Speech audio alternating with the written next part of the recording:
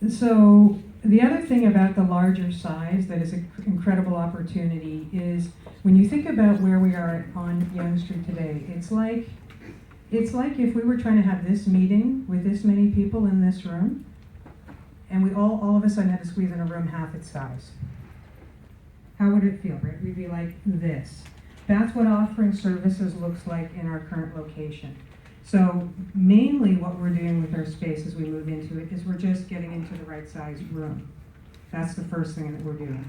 The next thing that we're doing is, because it's larger, we know that one of the things our youth want, that's in the interest of our youth, but it's also in the interest of the community, is that they want to be able to come inside.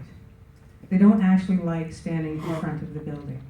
And so because this is bigger, we're going to be able to look at, it creates opportunities like designing the space in a way that invites the youth inside while they're waiting for the meals.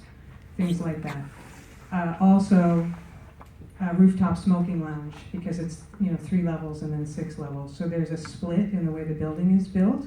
There's going to be an opportunity to give the youth the space that they need to do that without necessarily being out in front of the building. So that's just a couple of examples of the great opportunities that are created by this space, and we're excited to, as we hear more concerns and ideas, look at different ways that the space affords design opportunities for us.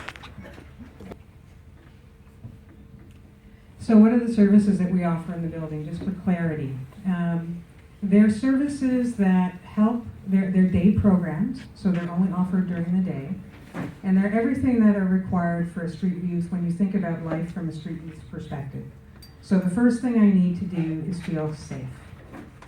I need a drop-in place to go where I will be accepted. It's that, so it's a drop-in. I can go there, I will be accepted. I can get a meal, I can be warm, I can get a shower, I can get clean clothes or better shoes. So all the initial response to basic needs are the first forms of services that we'll offer at this site. The next thing is, if I'm a street youth and I've dealt with the trauma that I've experienced, the next thing I need is to actually feel valued and feel like I have value. I may have problems with my feet because of being in the street in the cold. I may have dental problems or other health problems. So I've got all kinds of other physical, emotional, psychological challenges that I'm dealing with. And so the next thing we have is a healthcare center. And so the youth can engage in seeing a doctor, seeing a dentist, seeing a counselor, having the kinds of conversations and treatments that will help them start to heal in all ways, in holistic ways.